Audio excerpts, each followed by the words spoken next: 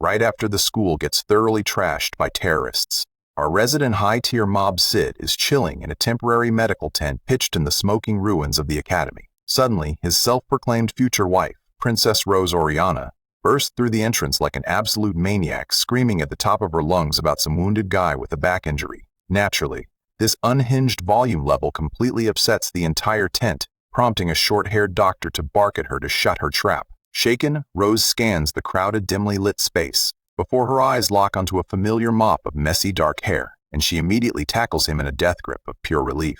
"Thank goodness, I'm so happy to see you alive, Cid Kagenou," she wails. Cid, who basically shrugged off a fatal wound like a pro MMO player dodging a telegraph, deadpans that he miraculously avoided death through sheer luck. Rose, completely blind to his actual identity as a god-tier shadow broker, weeps and attributes his survival to his daily physical training. Cid just tilts his head and gives the non-committal shrug, but Rose is deeply lost in her own shoujo manga fantasy, grasping his hands and claiming his passionate feelings caused this miracle, and that his love has finally reached her. Cid, fighting off a yawn, weakly plays along with her main character energy, muttering about his strong will to live, smiling like she's already planning their wedding. Rose tucks him in and tells him to rest. As he drifts off to sleep, she strokes his hair, completely convinced he's a reliable, compassionate hero. Kneeling by his cot, she makes a silent, eternal vow to give him her heart. Fast forward a few days later, and the school is still a half-ruined mess under a sunny sky.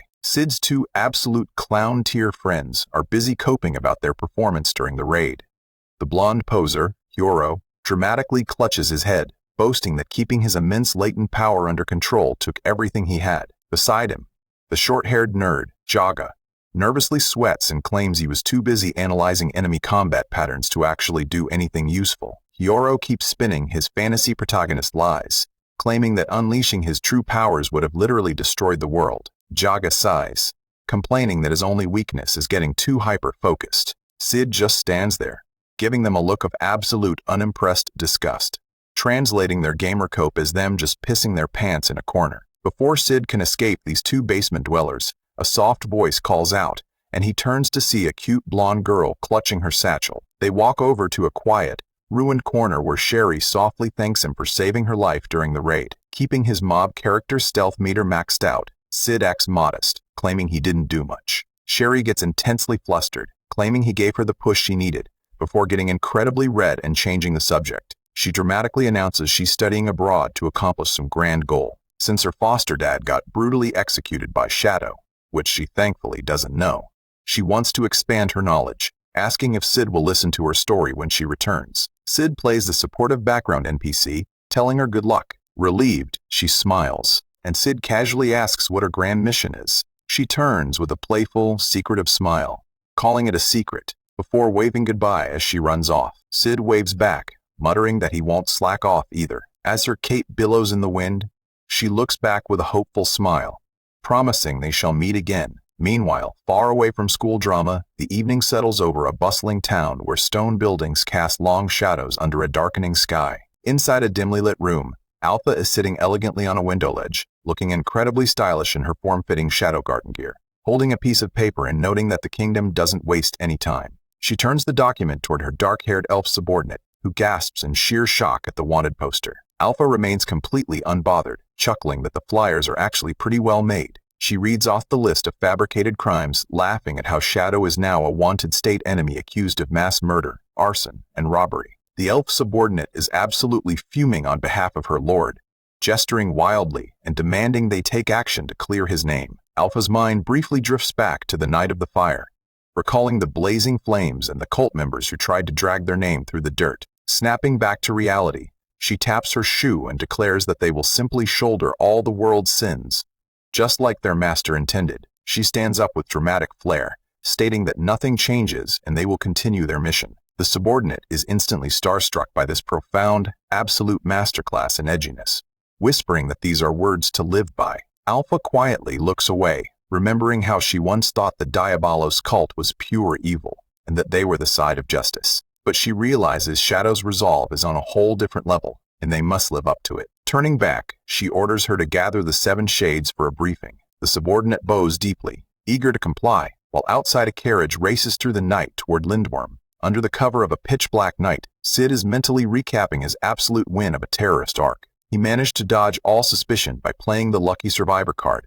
and with the school burned to a crisp, he has a sweet vacation to focus on his mob-few training. Or at least, that was the plan until a luxury carriage started rattling down a bumpy dirt road. Cid is currently trapped inside the cabin, undergoing a psychological torture session because Princess Rose is sitting right across from him. She leans forward, grabbing his hand, and starts rambling about how their meeting is a blessing of fate. She closes her eyes, dramatically sighing that their future path will be incredibly arduous. Cid stares at her with completely dead, half-lidded eyes, begging her internally to shut up about fate. The only reason he's even traveling is because Alpha sent him a cryptic, super-secret letter telling him to go to the Holy Land of Lindworm. Lindworm is basically the Vatican of this world, currently hosting a massive event called the Goddess Trial. Cid could have easily broken the sound barrier by serious dashing there at 1,200 kilometers in a single evening, but because he's committed to the mob lifestyle, he chose a slow carriage, only to get hijacked by Rose waiting at him. Now, he has to endure her constant religious rambling, making him desperately regret not just running there at supersonic speeds. Rose suddenly changes the subject, noting that something felt off about the school incident. Cid plays along, asking what she means. Rose explains that the black-clad terrorists and the real Shadow fought with completely different combat styles, meaning they belong to different factions. She warns Cid to be careful, as the kingdom's knights have no clue what they're doing. Cid gives her a low-effort grunt of agreement. Seeing her get anxious, Cid shrugs and tells her she's probably overthinking it. Rose sighs with relief, and as they roll across a stone bridge, Cid looks out the window, glad they finally arrived. Stepping out onto the right side of the busy street, Cid takes in the grand, historic sights of Lindworm. The town is absolutely packed with lively NPCs, from traveling merchants to chattering townsfolk, while the mouth-watering scent of fresh steak and warm bread wafts from food stalls. Near a beautiful, bubbling fountain, Cid stretches, muttering to Rose about how energetic the place is. Rose beams, suggesting they go sightseeing, but Cid immediately freezes, spotting a souvenir stand. He stares in sheer, unadulterated disbelief at a display of tacky dragon claw keychains holding swords, realizing that even fantasy worlds have the exact same trashy tourist trap merchandise as Japan. Rose, thinking he's just a cute boy, mentions that these keychains are super popular with guys. Cid keeps his mob on, smiling and agreeing they look cool, while picking one up. Rose explains the lore, saying the right hand represents the demon, Diabolos, clutching the sword of the hero Olivier. After a quick mental image of the epic ancient battle where Olivier severed the beast's arm, Rose points to the ruins on the steep mountain where the hand is supposedly sealed. Cid, completely ignoring the lore but loving the edgy aesthetic, immediately decides to buy it. Rose blushes, giggling that it's just a fairy tale anyway. Suddenly, a massive crowd erupts in excitement. Rose gasps, pointing to a promotional banner for a book signing event by the famous author Natsume.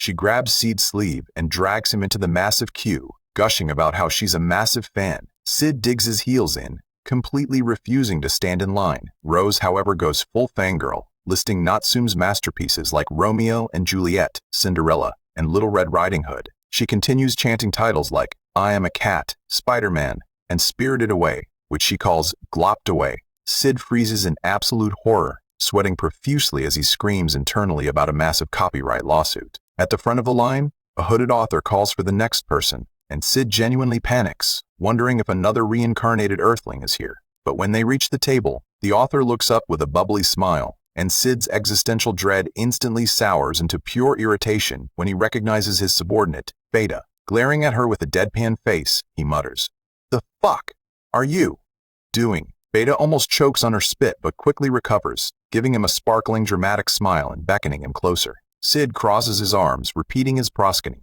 before asking if her books are at least selling well. Beta demurely replies that she's making bank under her pen name while securing funds and intelligence for Shadow Garden. Cid immediately reels in silent indignation, realizing Beta has been plagiarizing all the bedtime stories he told her when they were kids, and he silently questions if money is all she cares about. Unaware of his mental breakdown, Beta hands him a signed copy, which Cid accepts while internally crying over her greed. Leaning closer, Beta whispers in her best spy movie voice that she was invited as a guest of honor to gather intelligence. Cid, completely checked out, just grunts. Beta adjusts her glasses, whispering that she hid the operation details inside the book, entirely ignoring the nearby waitress who has no idea a high-stakes spy briefing is happening. Realizing Beta is just role-playing a cool secret agent, Cid's anger vanishes, and he happily forgives her for the plagiarism. Meanwhile, Rose clutches her book, completely starry-eyed over Natsume's outstanding creativity. She gushes about how Natsume writes across multiple genres like a genius, while Cid looks on,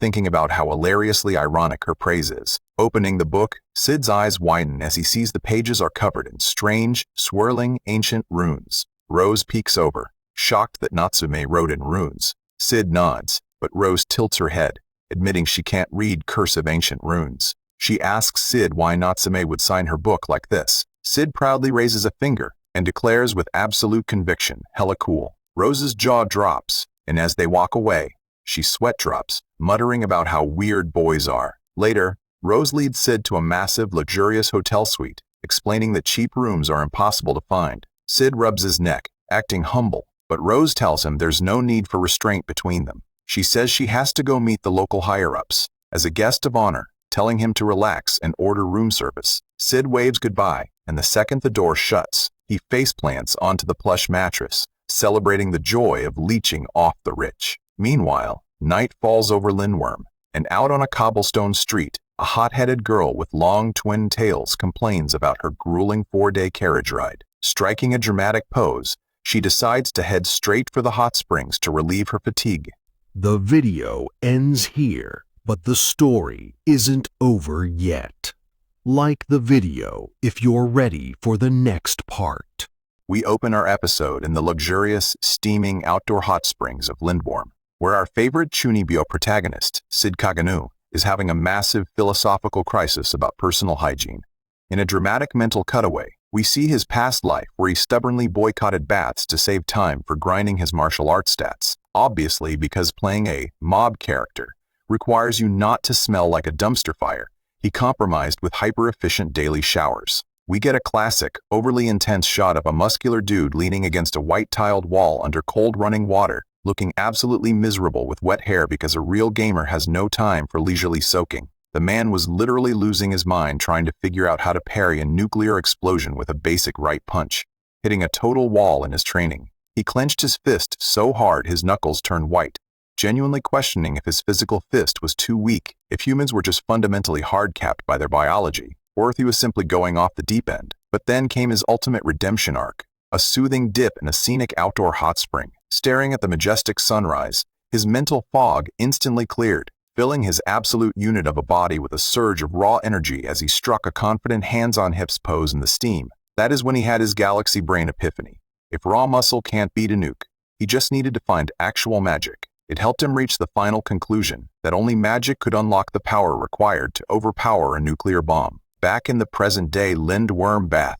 Cid proudly declares his deep-seated love for hot springs. He proudly claims that they are literally responsible for making him the absolute unit of a man he is today. Naturally, this grand moment is immediately ruined by a deadpan insult from the local toxic tsundere princess Alexia Midgar, who is chilling in the water and complaining that her private bath time is being ruined. She certainly never expected her annoying little pooch to show up and block her view. She sarcastically asks if his wounds have healed up, prompting Cid to flash his default blank NPC stare and play dumb by asking which wound she means. When she aggressively reminds him about the time she accidentally sliced him into pieces, Cid gracefully responds by flipping her the middle finger. After a brief, traumatic flashback of their violent mock battle, Cid casually shrugs off the life-threatening injury while a creepy little one-eyed rock monster watches them from the sidelines. Alexia feigns relief that she didn't become a murderer, prompting Cid to ask if that was her pathetic attempt at an apology. Splashing around, she changes the subject to ask what he is doing in this town.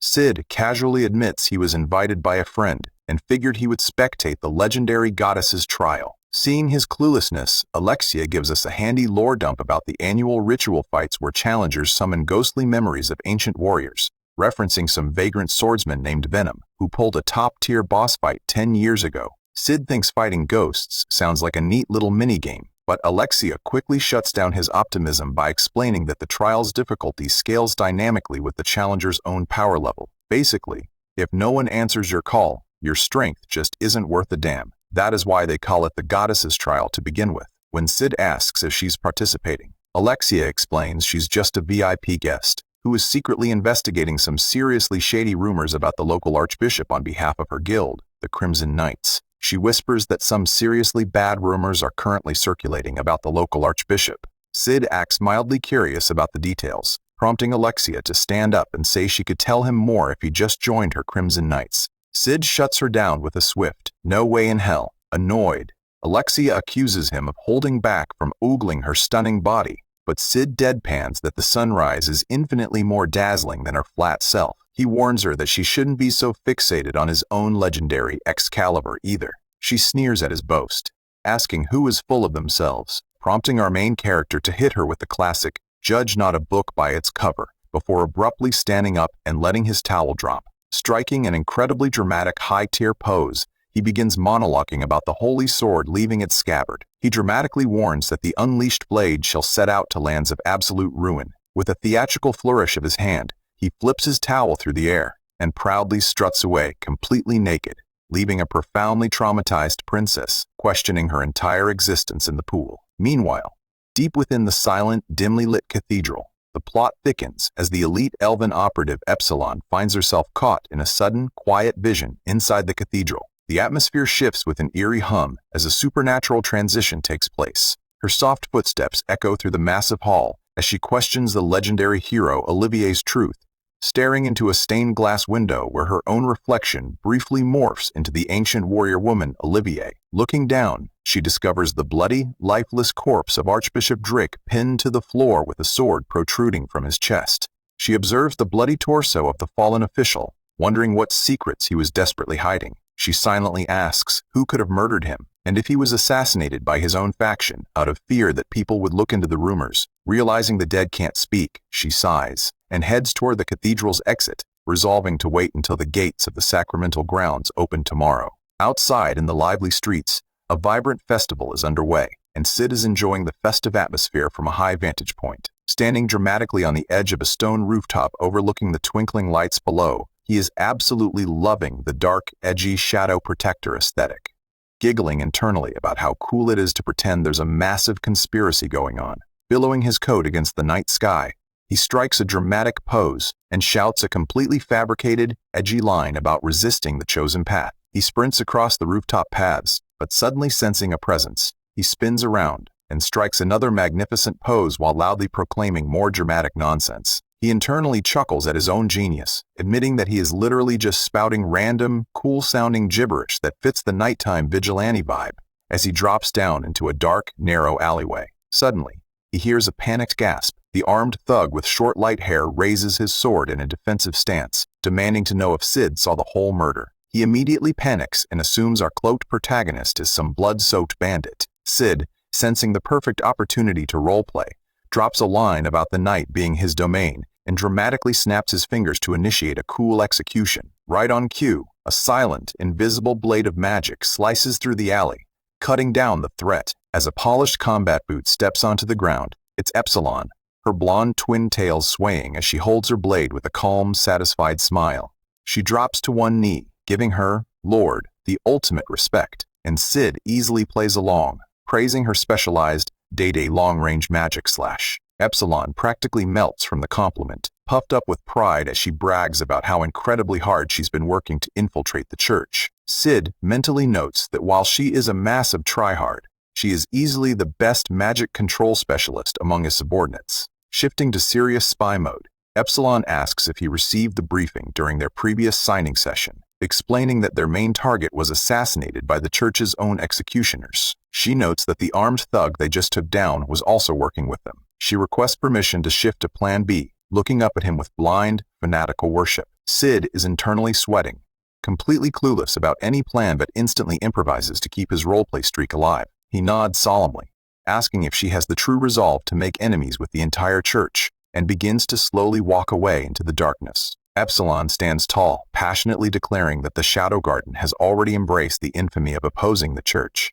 Cid delivers a cold, bone-chilling command for her not to fail him, and Epsilon leaps away into the night, leaving her master alone. The next morning, the grand tiered stone stadium of the Goddess's Trial Arena is absolutely packed with cheering spectators under a clear sky. Up on the central podium, the The bald, incredibly smug, acting Archbishop Nelson stands clutching his holy staff, grandstanding to the audience. Up in the spectator stands, Princess Alexia watches this performance with pure, unadulterated suspicion. She can't shake the feeling that a massive cover-up is unfolding behind the scenes. She knows damn well the Archbishop was brutally murdered last night, and she is highly annoyed that Nelson is actively cock-blocking her official investigation. As the crowd continues to pour into the massive arena, Nelson carries on with his dramatic, hypocritical holy man routine, completely failing to fool the princess who is busy scanning the stage below for clues. Later, during a lavish VIP banquet overlooking the field, Alexia sits stewing in her own frustration. She is convinced a massive cover-up is happening,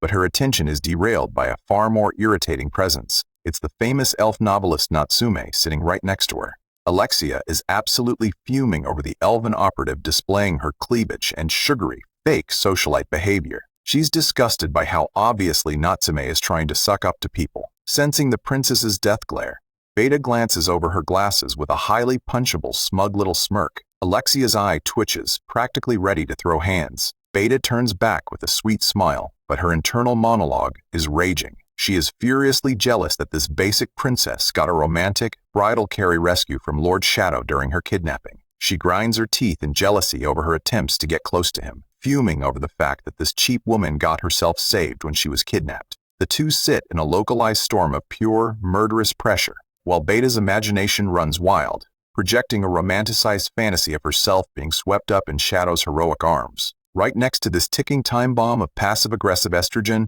President Rose Midgar is happily sipping her juice through a straw, completely oblivious. From a safe distance, Cid watches them with his signature brain-empty expression, happily concluding that the three girls are becoming the best of friends. Down below, Nelson's booming voice echoes across the stadium as he officially kicks off the main event, gesturing to a massive, glowing magical barrier that seals the arena floor to prevent any outside interference. Down on the dusty arena floor, the first match officially begins as Anna Russ, a famous warrior from the Land of Swords, steps into the spotlight while the announcer hypes up the crowd. She plants her armored boot with a sharp tap. She comes to a halt in the center, her hand resting upon the hilt of her sword. A massive, shimmering aura of magical pressure erupts around her. The traveler from Begalta is called out, taking a heavy, dust-kicking stride forward. Her cloak billows dramatically as the ancient runes on the floor materialize into a spectral warrior named Bolga, leaving the excited crowd to cheer at her high-level summon. With a sharp clang, Anaros intercepts the Phantom's attack, her battle-hardened eyes reading his stance perfectly. In one fluid, massive swing, she thrusts her blade forward and pierces the spectral knight, causing him to recoil in pain, before he completely dissolves into harmless fairy dust. Having easily secured her flawless victory, she stands proudly as the stadium erupts into wild cheers. Up in the stands, Cid is watching the matches with a completely neutral expression. He rests his chin on his hand with a highly bored look. He quickly realizes that the system automatically scales the summoned warrior's power level to match or exceed the challenger's hidden stats. Watching a weak challenger get absolutely wrecked while waiting for Alpha to make her move,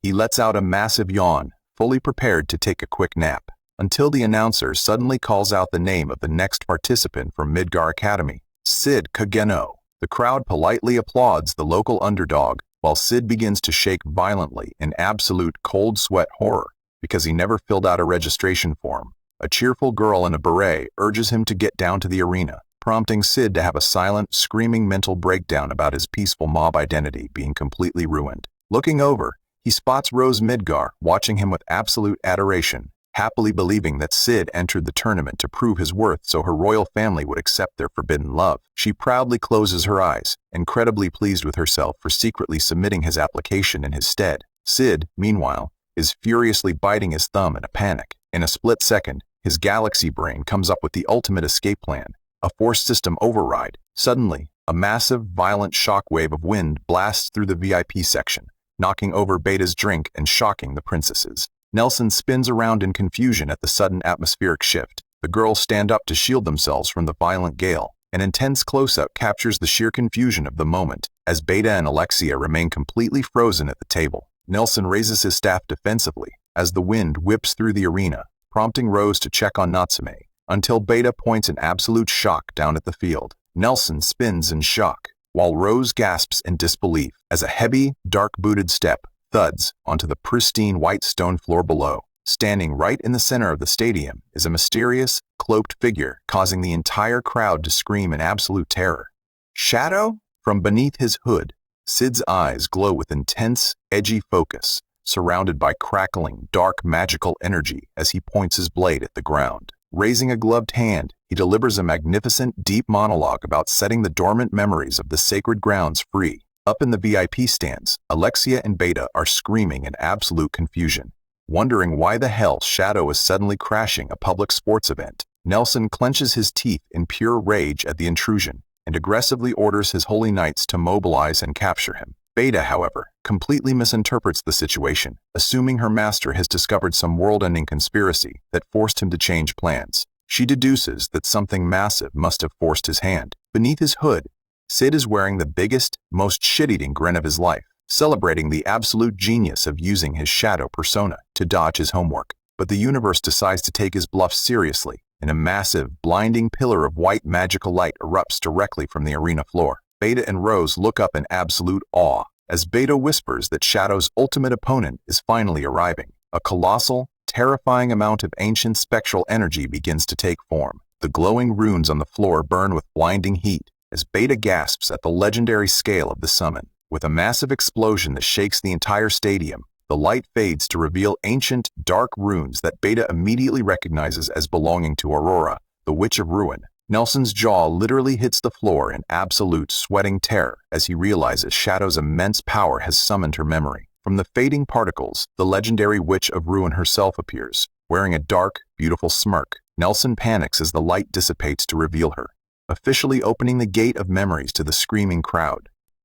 Amidst the crumbling ruins of the arena stage, the duel between the legendary witch and the hooded protagonist reached its explosive climax as Cid prepared his final counterattack. With explosive speed, he swung his blade horizontally, unleashing a massive, glowing wave of raw magical energy. He declared with cold confidence that mosquitoes may charge in swarms, but the lion won't fall. The devastating, blinding energy wave erupted across the entire arena stage, carving through Aurora's magical storm and neutralizing her weapons. On the sidelines, Beta, Rose, Alexia, and Nelson watched the massive clash with breathless anticipation. Aurora stood calmly as the dust cleared, observing the aftermath of his incredible counter. The two combatants stood at a distance on the tiled floor, the silence of the arena returning. Aurora smiled faintly with a look of knowing amusement, thoroughly impressed by his combat prowess. Suddenly, Aurora swept her hand forward, launching another massive, sweeping arc of magical energy. Cid planted his feet to intercept the approaching force, bracing his sword. He leaned into the impact, absorbing the heavy, crushing weight of her magical strike as his cape billowed behind him. Aurora rotated her body, unleashing a second, devastating wave of magical pressure. Cid leaned back slightly, narrowing his eyes as he prepared to counter her unrelenting assault. He stood perfectly composed amidst the swirling debris, completely unfazed. Aurora readied a massive, dark scythe as her cloak fluttered in the wind. Beta and Rose watched the display of high-level magic in absolute, silent awe. Frustrated by the delay, Nelson gritted his teeth and angrily yelled, demanding to know what that blasted witch was doing. He frantically demanded she deal with the upstart already as Aurora swung her massive scythe, sending violent shockwaves outward. Aurora executed a high-speed spinning strike with her scythe, surrounded by swirling dark energy. Cid quickly parried the blow, creating a brilliant shower of sparks. His eyes narrowed with total concentration from beneath the brim of his hat. The two engaged in a fierce clash, their weapons grinding against each other in the center of the arena.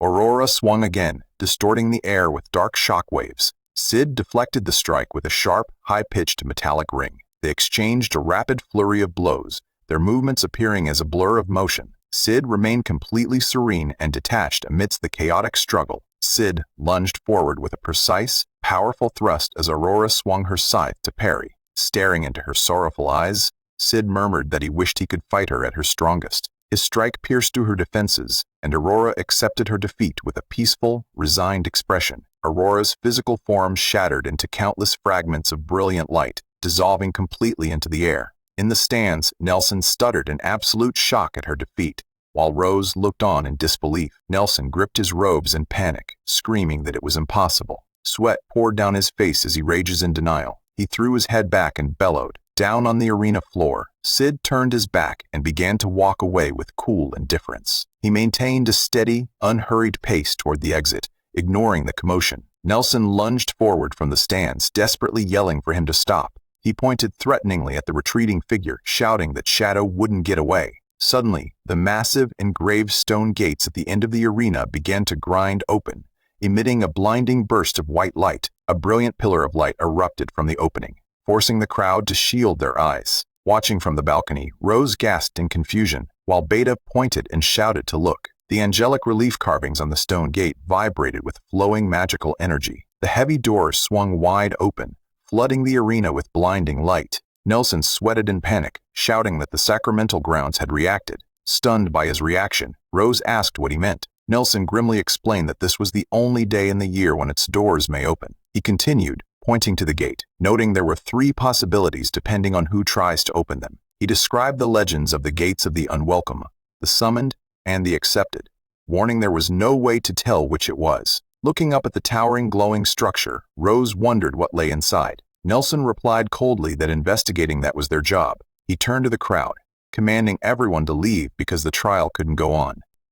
Meanwhile, in another part of the sanctuary's massive hallway, the local edgelord club Shadow Garden is already gathered. Among them, Epsilon is having a low-key fashion crisis, nervously squeezing her tight-fitting bodysuit to ensure her assets haven't deformed, checking her shape and elasticity to confirm everything is perfectly optimized. Alpha, wearing her dark hood, turns her attention and calmly instructs Epsilon to survey the inside of the sanctuary. Epsilon snaps into a crisp military salute, but Alpha pauses with a serious tone before asking the other girls why they snuck behind the door. A long-haired blonde girl holds her hands up defensively, stammering that there's no need for hostility, while Epsilon indignantly argues they didn't even touch anything, as she demands to know what the problem is. Alpha sighs in resignation and takes a step forward, coldly announcing she's uncovered the hidden truth of the cult of Diabolos. She projects a shimmering hologram of an armored elf woman, explaining that the cult's demonic possession isn't about reviving demons. The acting Archbishop Nelson scowls, confused. Alpha points to the glowing projection that looks exactly like her, prompting Nelson to lose his absolute mind, screaming that she should have died from demonic possession. Before he can ruin the monologue, Delta grabs his face and barks at him to shut up. The spectral elf woman hovers in the background as Alpha reveals her identity, the legendary hero Olivier. Nelson breaks free, shouting that it's impossible to awaken that power, and claiming the method has been lost forever. Alpha calmly ignores him, explaining Olivier originally sealed the demon Diabolos in her left arm. In a spectral flashback, we see Olivier's massive image behind Alpha as she details how this sacred ground became a magic-draining graveyard for sacrificed warriors. Alpha demands Olivier reveal her memories, demanding she show the truth, unleashing a magical shockwave that makes Nelson and a nearby researcher grimace in terror. The memory shifts to a massive ancient prison where a blonde woman in a black dress guides Delta and a girl in a black and white formal outfit.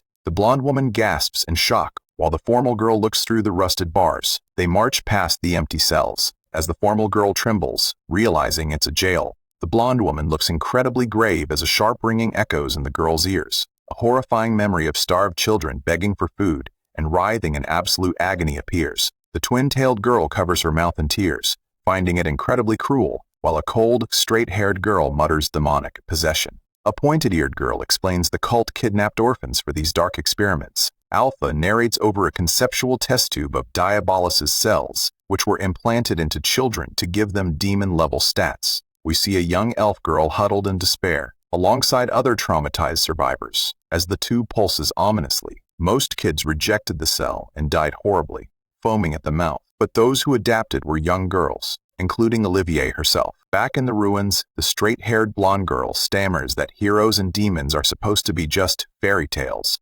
Alpha explains history was altered. Olivier was a girl, not a guy. We see a vision of Olivier in fantasy armor, forced by the cult to fight Diabolos under the guise of doing good. But the cult had other plans, harvesting the giant petrified arm of Diabolos, taking her cells for themselves. The blonde girl stares in disbelief as Alpha notes the arm is still alive. We see a dying blonde man in a hood and a cold cultist standing over him. Alpha explains an elderly researcher used the cells to make a medicine for longevity and strength, producing a drug that grants massive power. In the dusty library, a cat-eared girl gasps that it's the exact same red pill Xenon used. as a vision of a goateed researcher holds a vial. Pointing at Nelson, the cat-eared girl asks if he doesn't look exactly like that researcher, while Nelson scowls haughtily. Alpha notes the medicine's side effects are all too familiar, making the cat-eared girl whisper in horror, while the twin-tailed girl hilariously asks if the side effect is permanent baldness. Nelson gets deeply embarrassed and grumpy as the visual of the red pills fades. Nelson clears his throat, claiming his hair loss is just stress, and proudly reveals the medicine is called Tears of Diabolos. When the twin-tailed girl apologizes, Nelson explains the effects wear off unless taken yearly, and only 12 doses are made, a limited supply for the elite. The girl realizes the Knights of the Round consists of 12 members. Nelson smirks, suddenly teleporting in a flash of light as a dark shadow, introducing himself as Nelson, the Avaricious, the 11th seat, telling them this is his domain. He swings his staff to attack, but Delta instantly blitzes him, throwing a devastating punch directly into his face. Nelson goes flying, coughing up blood, leaving the other girls bewildered, which makes Alpha sigh and scold Delta for not staying on command. Delta panics and apologizes, trying to defend herself by wildly pointing her fingers, though Alpha notes she's just wagging her tail in excitement. As her tail blurs behind her, Delta giggles, babbling about a poisonous snake she smooshed earlier. Suddenly, the library floor explodes. Nelson emerges near the core, explaining the magic draining zone is his advantage, revealing his drawn sword, before spawning a dozen bald illusion clones of himself. Standing on the far side, he watches Delta, who is completely confused by the multiplying Baldy. Nelson sneers that he has the advantage, lunging forward to slice her up. As she parries his blade, suddenly, Alpha snaps one of the clones' necks, realizing they are physical solid copies, and wondering if it's the Sanctuary's defense system. Alpha demands to know if Diabolos' drops are perfected, if hero descendants are the key, and if Olivier's blood is needed. Nelson smugly yells it's too late, creating a blinding flash of light. Delta leaps into the air with a feral scream as she flies forward with clawing speed and completely obliterates Nelson's sword with a single shattering strike. Nelson stands sweating and clutching his broken hilt. Alpha smiles, telling Delta to please use moderation, but Delta just growls, completely locked in beast mode, because Delta doesn't know the meaning of holding back. Out on the blood-soaked Sanctuary battlefield, Delta goes full feral beast mode, with her wolf ears perked and sharp fangs bared in a wild, predatory grin. Swinging her blade in a ferocious downward arc, she slices straight through the white-whitiformed trash mobs in a wet shower of crimson blood. Alpha watches the sheer carnage unfold, acknowledging that Delta's unhinged build relies on zero technique or magic, just raw, formless physical DPS violence, while a blonde NPC bystander freezes in utter horror. Delta brutally chops down another fodder soldier with a bloodthirsty grin. Even Alpha breaks into a sweat watching Delta's terrifying, unoptimized stat check. Standing high atop a towering mountain of corpses while flexing a severed head, Delta looks like an unhinged final boss, prompting Alpha to softly murmur, "Pity for the Archbishop." The wild wolf girl immediately leaps into the surviving garrison, scaring the absolute daylight out of the cowering squad. Soaring through the air, Delta forces Baldy Nelson to shrink back on the dirt, screaming, "Stay away!" Laughing like a total psychopath, Delta turns her blood-splattered face toward the last remaining foes. She casually licks the wet blood off her index finger with a sadistic smile, giggling cheerfully. Just one left. Before she can steal the kill, Alpha steps up from behind, pressing cold steel against Archbishop Nelson's throat and roasting his weak minion spam. Looks like you can't create replicas forever. Humans just aren't skilled enough to control multiple bodies with one brain. You might as well summon an army of scarecrows. The panicked bishop contorts his face in desperation, screaming, "Stay away!" before thrusting his staff skyward and yelling into the wind, "The Sanctuary's powers are far greater. Come to me, Olivier!" Right on cue, the legendary elf warrior Olivier swoops down with a massive, ornate sword and lands like a stiff, programmed robot. Alpha eyes her analytically, muttering, "Olivier. Just as I thought. You're moving further into the sanctuary grounds. Delta crouches like an overeager puppy before her superior, asking, "Are you going to play with me next?" Alpha stays composed as Epsilon approaches formally, stating, "Reporting." Maintaining her professional demeanor, Epsilon delivers her update. "I've finished scouting the sanctuary. I have gathered all the information that we need from this floor." Alpha gives her a nod of quiet satisfaction, replying, "I see. Well done." Deciding they've cleared the room's main objectives, Alpha leads the group away, saying, "That's enough wasting time then. Let's go." Nelson throws a salty temper tantrum, yelling after them, "Are you running away? Huh, you're just cowards who stand no chance against Olivier." Alpha pauses to hit him with cold authority. "Don't get the wrong idea. Our goal is to quell the source that gives this sanctuary its powers." As Delta growls aggressively at Nelson, Alpha adds, "We never had business with you. We're going, Delta." Before hitting her wild subordinate with an intimidating half-closed glare, think twice about whom you're baring your fangs against. Delta's murderous aura instantly evaporates into pure terror as she whimpers distressfully. "I'm sorry. I apologized.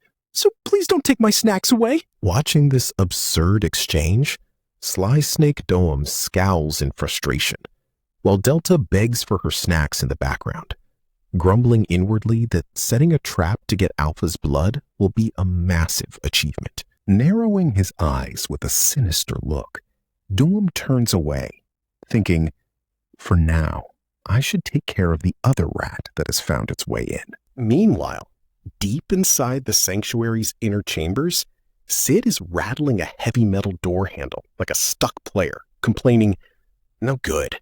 It won't budge. I'm afraid I can't cut these chains either." Standing beside him at the massive arched portal, Goth Mommy Aurora points out the generic puzzle mechanic. There should be a key of sorts around.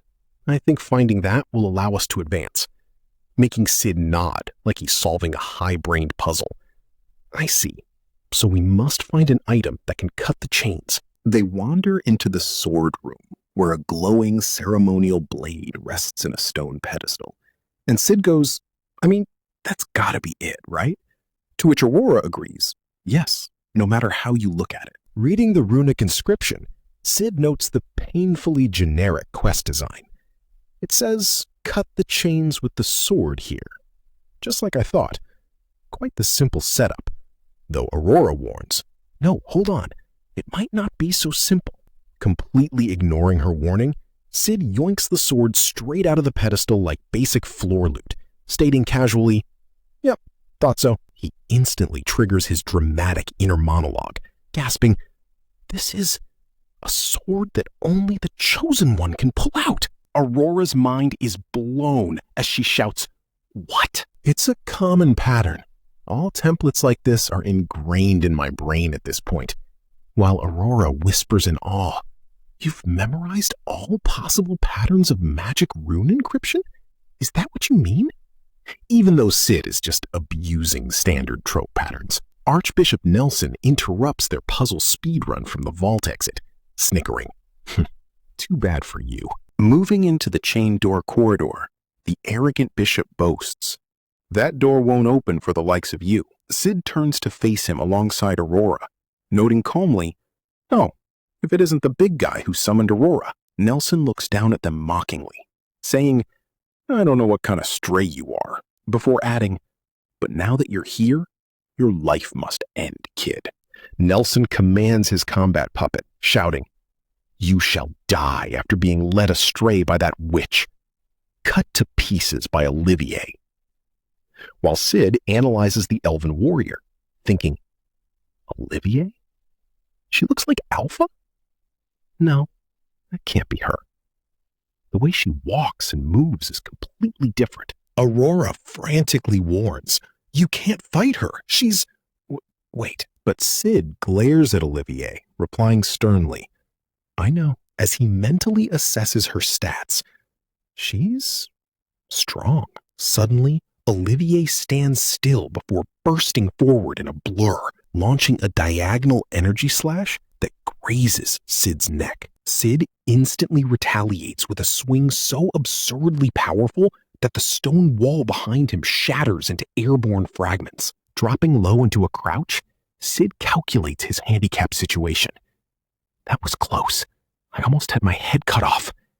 Since I can't use magic, I need to be a bit careful. Olivia stares back with robotic precision before triggering a violent explosion of energy and firing a massive beam of white light that launches Cid backward. Pain flashes in Cid's eyes as the energy connects, sending him crashing heavily onto the stone floor. Olivier closes the gap and pierces his chest with concentrated light, scattering blood across the corridor as Cid lets out an agonizing scream while Gamma gasps in complete horror. Nelson laughs mockingly, as if a mere kid could lift a finger against the hero.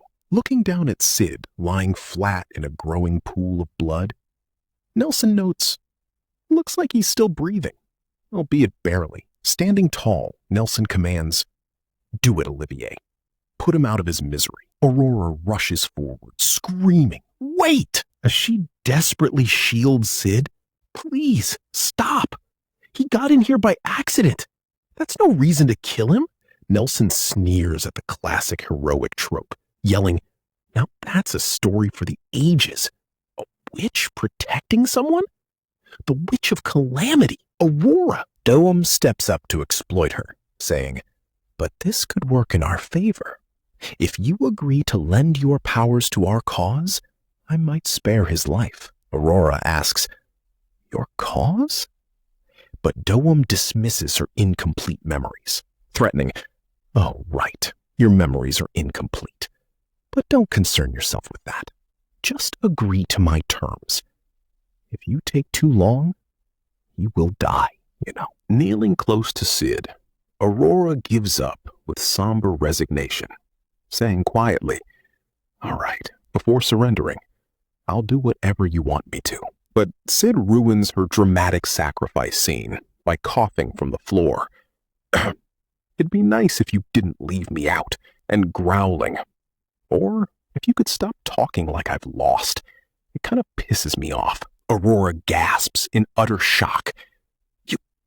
You can still stand up?" Nelson scoffs, mocking.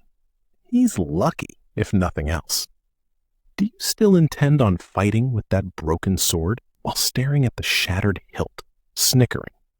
"Interesting." Nelson orders the execute command, shouting, "It's time to finish him off!" Olivier charges as Aurora screams, "No!" and lunges with her blade, while Aurora shrieks, "Don't!" But instead of dodging, Cid intentionally tanks the hit through his chest to close the distance, wrapping his arms around Olivier with a blood-splattered, terrifying grin.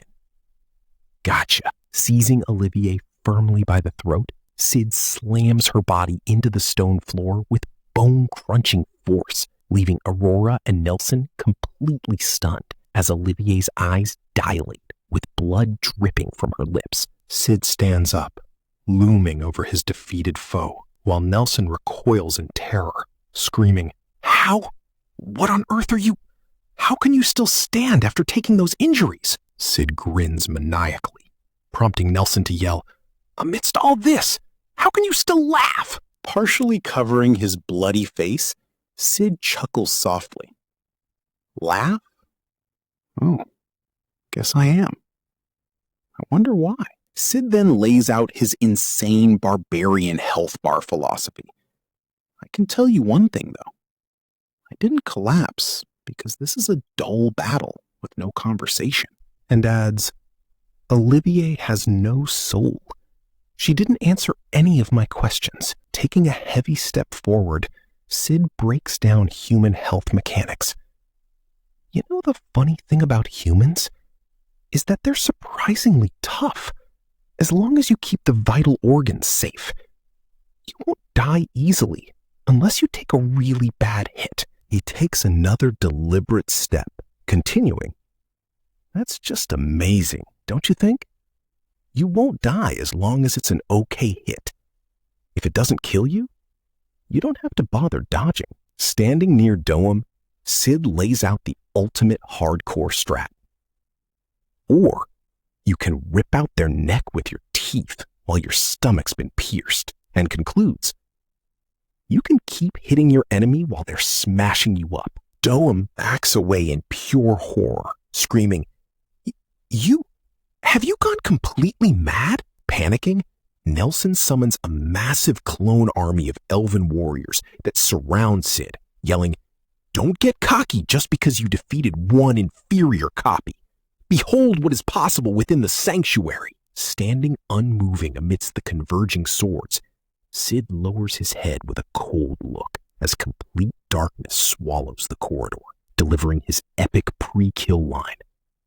Sorry to say, but time's up. Back in the main corridor, a high-pitched ringing freezes Olivier in place, right before a massive shockwave of white energy detonates, hurling her backward through shattering masonry.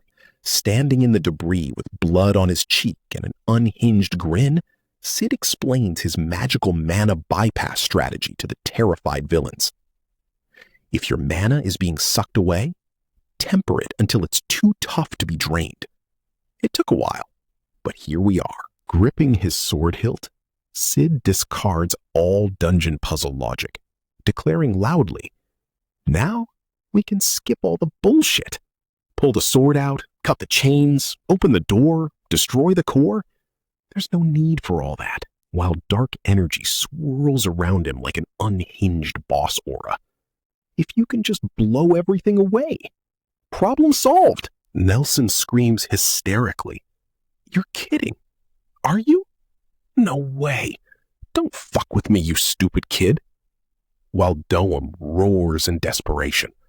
I won't let you. Both villains frantically order their minion. Olivier, you must stop that monster. And stop him, whatever it takes, as the elven warrior leaps through the air and slashes across Cid's chest in a spray of blood. Aurora gasps in terror, and Nelson cheers prematurely. Yes, kill him! Kill him! Totally ignoring his open wound, Cid drops into his ultimate cast stance, whispering softly, I am, and swings his blade down to release his iconic game-breaking finisher. Atomic! The colossal atomic blast engulfs the entire chamber in blinding light, instantly pulverizing the heavy chain door and breaking the iron bindings. Fragments of shattered masonry float in midair amidst irradiated dust, while the ornamental sword sits plunged deep into the cracked stone floor. Far beyond reality, in a dark void, the colossal clawed hand of Diabolos shatters into glowing light fragments as its cosmic chains snap into dust. When the smoke clears, the scenery shifts into a peaceful, sun-drenched flower meadow where Cid wakes up flat on his back, looking up as Aurora smiles gently down at him. Thank goodness, you've come too. Sitting up among the blossoms, Cid listens as Aurora marvels. You're full of surprises, like surviving even after having your heart pierced. To which Cid casually explains his hitbox shifting trick. Oh yeah, like I said, you just gotta protect the vitals. And adds, it just took a fraction of a second to adjust where she stabbed me. I could have stopped my heart to pretend I was dead too. Earning a playful reply. What a handy heart you have. Looking out over the rolling green hills, Aurora notes, either way, thanks to you, the sanctuary disappeared without a trace. Seeing her silhouette glowing with ethereal light, Cid asks, will you disappear too? To which Aurora softly answers, yes, I suppose. Turning to him, she confesses her final secrets. Truth is, I told you 2 lies.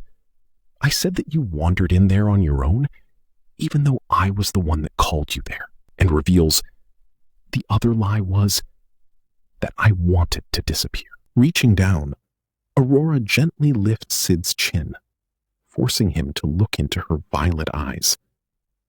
But now, I have a memory that I don't want to lose. Thank you for this precious memory. she leaves him with one melancholic request. If, after I disappear, you manage to find the real me before her form dissolves into golden light particles floating into the sun. Cid sits alone in the quiet meadow, stunned in silent sorrow. Later, standing on a windy hillside under the vast open sky, Cid silently reflects on her true, lingering plea. Kill me. While high on the edge of a cliff overlooking a massive crater where the fortress used to be, Epsilon delivers her report to Alpha. So, Lady Alpha, the sanctuary disappeared. Alpha gazes across the ruined landscape, replying quietly, "Yes, I can see that." Epsilon asks, "What about the holy sword?" And Alpha confirms, "Gone, along with the sanctuary." Epsilon asks, "The sample from the core?" To which Alpha answers, "The core also disappeared." Placing a hand over her mouth, Alpha admires her boss's master plan, saying, "Such a simple yet thorough plan, truly as befitting of him." While Epsilon boasts happily, "Lord Shadow is the only one who can pull this off so easily," as Delta rests lazily nearby. Alpha's eyes narrow analytically. "We've also taken a huge step forward since we've managed to confirm our theory," making Epsilon realize. "So the reason Lord Shadow changed the plan back there?" Alpha stares off into the distance, lost in thought. Yes, he must have been aware for a long time about the Witch of Calamity, Aurora. A heavy silence settles over the desolate earth as Shadow Garden officially steps one step closer to unearthing the buried history of the demon Diabolos. Right after Cid nuked the sanctuary out of pure frustration, a subtle shift rippled through the dynamic between Shadow Garden and the local royal princess. In a small clearing within the vast forest nearby, Princess Alexia sat by a crackling campfire, holding a skewer of grilled meat, thoughtfully reflecting that the whole ordeal felt like a strange dream. Rose Oriana sat across from her, contemplating their bizarre survival after almost becoming bear snacks, while Beta casually chewed her meat and noted that their bodyguard took care of the threat, even if bear meat is hard to chew, prompting Alexia to address them and ask if they were angry. Beta paused to ask what there was to be mad about, only for Alexia to point out that they could only watch helplessly as events unfolded in the sanctuary. Alexia's brows furrowed as she vented about lacking power, knowledge, and info,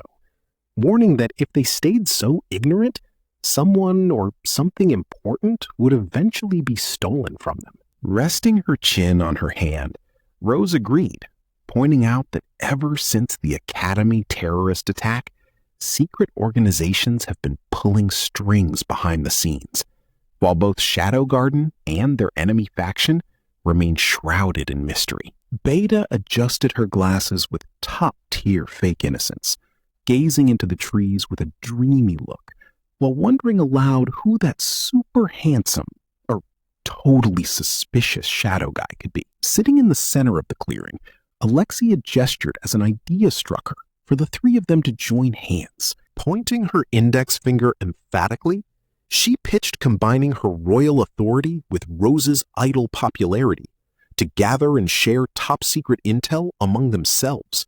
Alexia then glanced at Beta with a confused sweat drop, admitting she still didn't get Beta's deal, though Beta just chuckled behind her hand and called Alexia quite a character herself. Rose instantly embraced the power of friendship trope, smiling brightly and nodding in enthusiastic agreement that fate brought them together for a reason. Reaching into the center of their gathering, the three women clasped hands firmly to seal the alliance, vowing to work together and protect those dear to them. Alexia looked off to the side with a soft expression, picturing a crude sketch of her favorite human dog toy, Cid, in her mind. Rose gazed upward with intense adoration, while stylized sparkles while picturing Cid, while Beta stood completely mesmerized, drooling with a flushed face as she envisioned Lord Shadow framed by lush white roses. As all three wondered in unison what he was doing at that very moment, Cid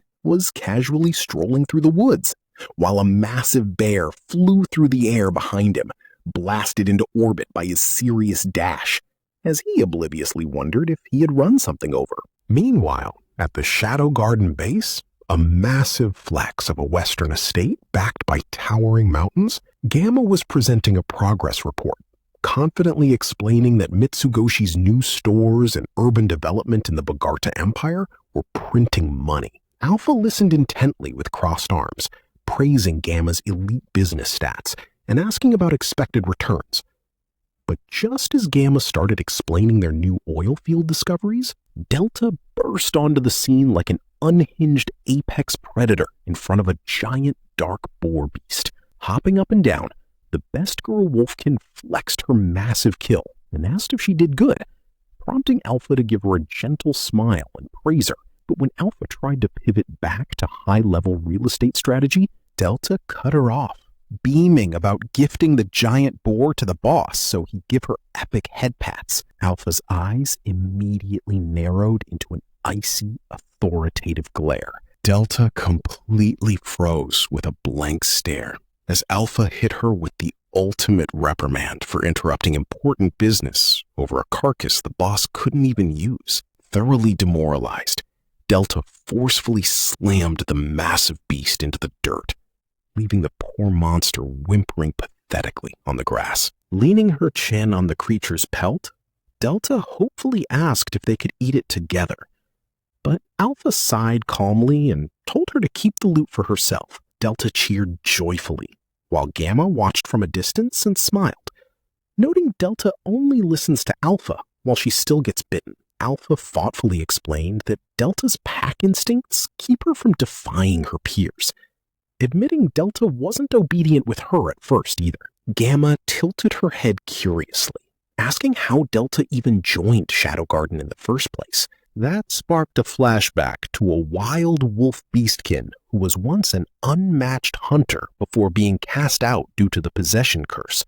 Standing unsteadily in a snowy wilderness, drained of strength, the girl collapsed backward into the deep snow, muttering that she could still hunt. Footsteps crunched in the snow as Alpha approached, noting her illness was at an advanced stage. Alpha tried to calm the growling wolf girl, reassuring her that she came to help, but when Delta lunged aggressively, Alpha swiftly grabbed her collar and pinned her into the snow. Looking down at the struggling girl with a detached gaze, Alpha realized Delta wouldn't listen to reason and that she might end up injuring her.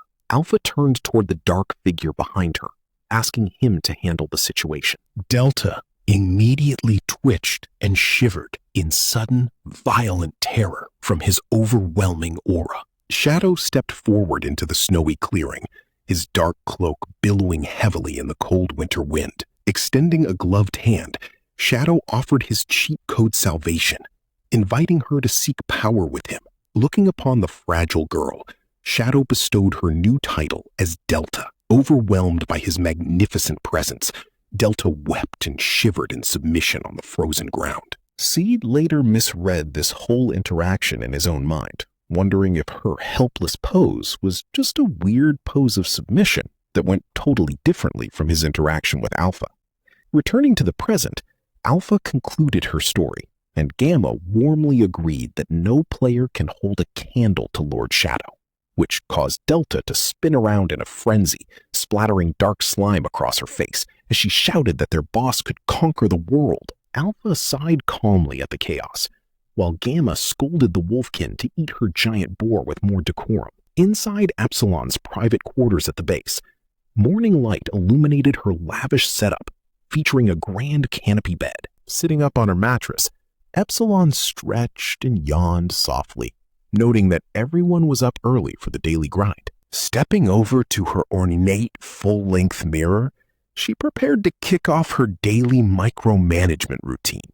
Slime body makeup, she smirked with narrowed eyes at her reflection, knowing that maintaining her fake physique took serious time, and that one physics error would reveal her body lift. Floating dark fluid slime in midair, she molded it around her upper torso, checking if the shape was full and beautiful.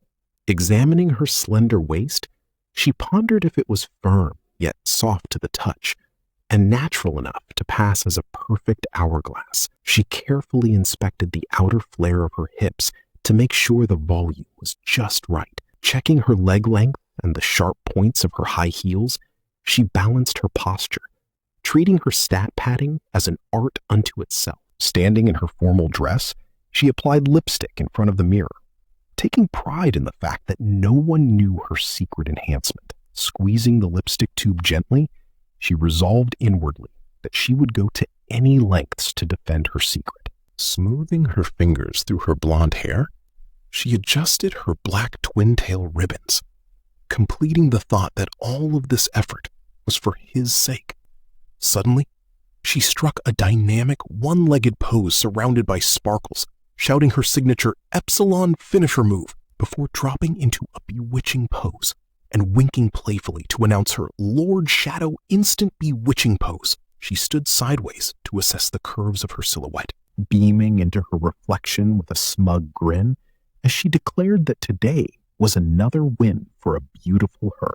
Her mind drifted back to a grandiose fantasy of shouting, "Victory is mine!"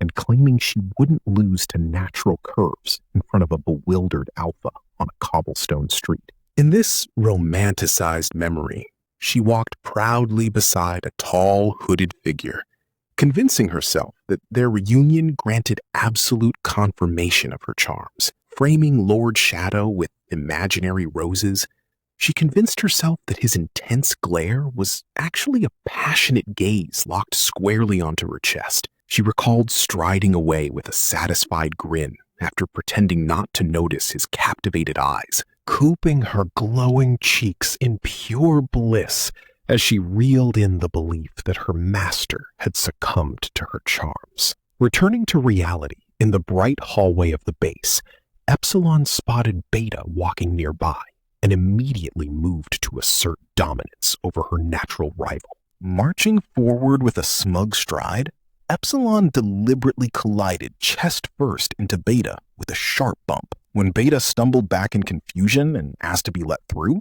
Epsilon pompously gestured to her chest and loudly excused herself because her gigantic breasts got in the way. Leaning in close, Epsilon flexed how tough life is with huge breasts, teasingly asking if Beta knew what kind of incident they caused recently. Posing dreamily with imaginary stars floating around her, Epsilon pointed to her bosom and swooned that Master was staring passionately right here.